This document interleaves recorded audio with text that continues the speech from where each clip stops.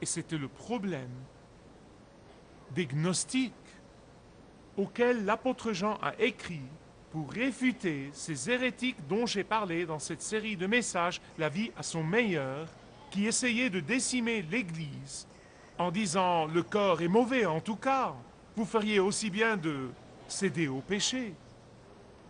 Mais Jean dit que quand vous vous permettez de jouir de cet amour incroyable, immense, quand vous vous laissez vraiment submerger de cet amour prodigué, de cet amour immérité, de cet amour qui est si pur par la grâce, vous n'allez pas habituellement pécher. C'est le reste de ce passage. Je sais que j'ai trop focalisé sur le premier verset, mais ça va. Parce que, en fait, si vous regardez les versets 2 jusqu'à 10, c'est ce que dit Jean ici. Avez-vous jamais vu deux amoureux? Ils ne sont plus dans ce monde. Oui, non. C'est l'impression que ça vous fait quand vous êtes amoureux de Jésus. Et pour exprimer votre appréciation pour son amour pour vous, vous n'allez pas vous laisser entraîner par les tentations. C'est comme le gosse qui a dit, vous savez, quand la tentation frappe à la porte, j'envoie Jésus pour ouvrir. 1 Jean chapitre 3, le premier verset, est la clé de l'épître tout entière. Si vous comprenez ce verset, vous comprenez l'épître tout entière. Or, le reste du passage est essentiellement une explication de la différence entre ceux qui ont reçu et qui jouissent vraiment de la grâce immense de Dieu, de l'amour immense du Père, et ceux qui n'en jouissent pas. Aussi simple que ça. C'est un contraste entre les deux. Si vous comprenez ce « voyez », à ce moment-là, vous allez détester le péché. Vous n'allez pas habituellement pécher. Vous n'allez pas pécher avec insouciance. Vous n'allez pas pécher de façon calculée. Vous n'allez pas cyniquement pécher. Vous n'allez pas vivre dans le doute et la désobéissance et la peur, mais dans l'amour de la parole de Dieu. En fait, Jean a dit que quand vous avez cet amour immense de Dieu, quand vous l'avez vraiment, vous passerez le reste de votre vie à vous purifier. À vous purifier.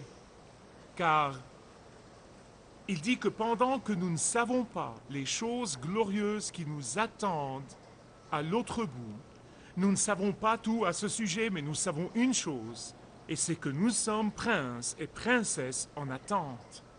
Vous savez, le prince de Galles a été en fait un roi en attente pour les 50 dernières années. Que Dieu le bénisse. Vous savez, il ne sait pas comment, quand ou quoi, non, mais sa mère va probablement vivre 100 ans. Mais toute sa vie, il attendait ça. Et il se préparait pour être placé sur le trône. C'est ce qu'il est censé faire. Et c'est ce que nous sommes censés faire.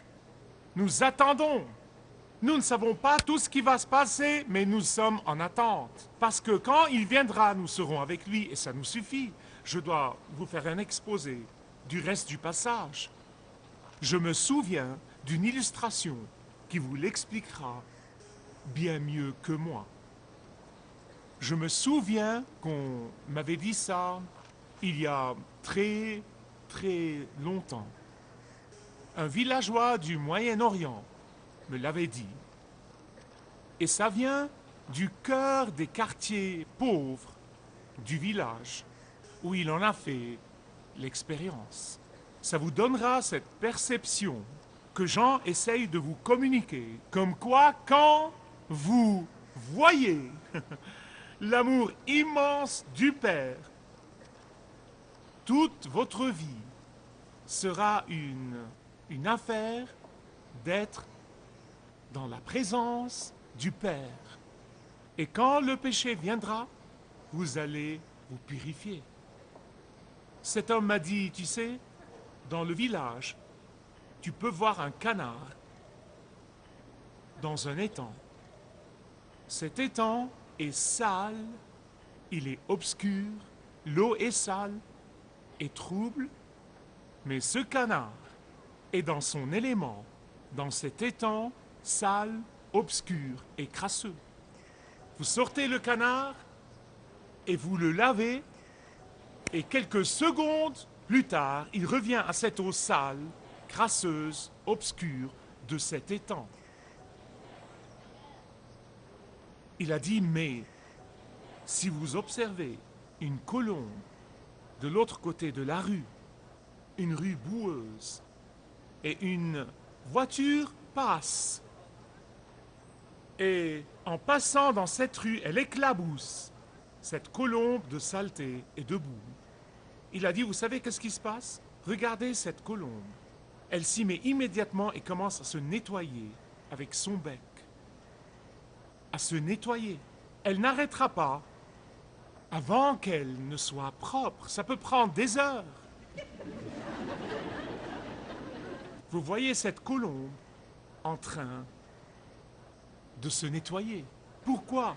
Parce que par nature, la colombe ne peut pas supporter la saleté et la boue et la crasse. Mais pas le canard. Le canard aime être dans les eaux sales.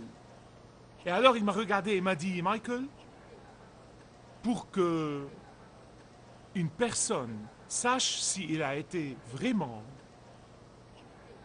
transformée par le pouvoir de Christ, si elle a connu cet amour immense, elle doit se poser la question, suis-je un canard ou une colombe? Maintenant, puis-je avoir un témoin? Écoutez-moi, bien-aimés. Après 32 ans dans le ministère, j'ai vu des gens qui, quand ils ont des ennuis, ils vont à l'église, ils vont aux réunions de prière, ils prient, et ils pleurent même à chaudes larmes. Et dès que leurs ennuis sont finis, on ne les voit plus. Vous voyez, ce sont des canards. Ce sont des canards. Pourquoi? Parce qu'ils sont vraiment comme les canards. Ils n'ont jamais permis à l'amour immense du Père de les submerger et de changer leur nature. Alors ils se nettoient temporairement. Ils font un effort temporairement. Ah, mais comme le canard, ils reviennent immédiatement à l'étang. À l'étang obscur, sale, crasseux.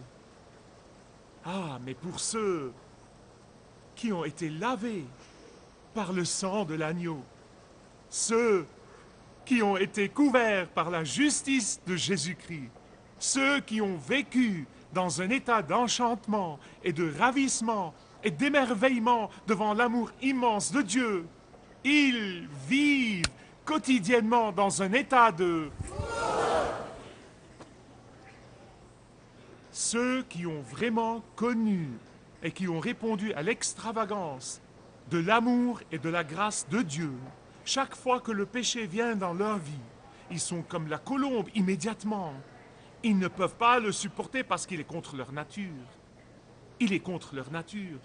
Verset 9.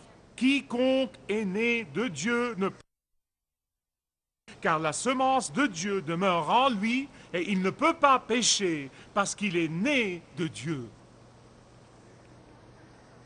Dans le premier message de la vie à son meilleur, nous avons vu que la seule solution du péché, ce n'est pas de le justifier, ce n'est pas de l'expliquer, ce n'est pas de dire « Eh bien, la culture me l'a fait faire, cette personne me l'a fait faire » ou « hérité de mon père et de ma mère ». Non, non, non, non. Il dit qu'il n'y a qu'un seul.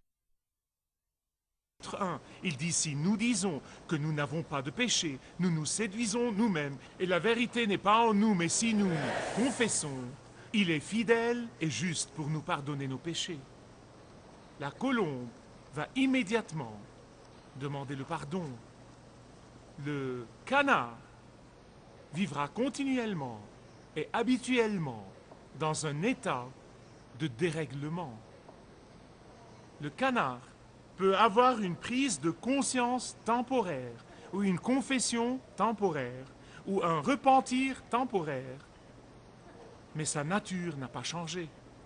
Sa nature n'a pas changé, et Dieu seul peut la changer. La question est donc, êtes-vous un canard? Si oui, écoutez, soyez honnête avec Dieu, car si vous êtes honnête, Jésus peut vous changer en colombe aujourd'hui. Il peut vraiment. Lui seul peut changer votre nature.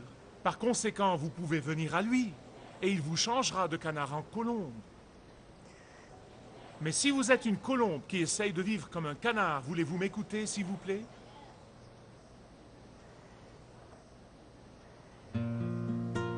Vous vivez dans un état de conflit, comme nous avons vu dans le dernier message.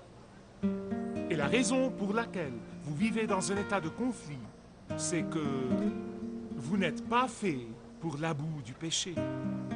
Vous n'avez pas été fait pour la boue du péché. Vous avez été fait pour vous purifier tous les jours. Confessez-vous et lavez-vous et soyez purifiés. Et vous pouvez commencer cet état de pureté par la confession. Si vous désirez connaître Dieu d'une manière personnelle, demandez le livret « Retrouvez la joie que vous avez toujours désirée » et vous pourrez découvrir l'amour de Dieu pour vous et apprendre comment expérimenter son pardon.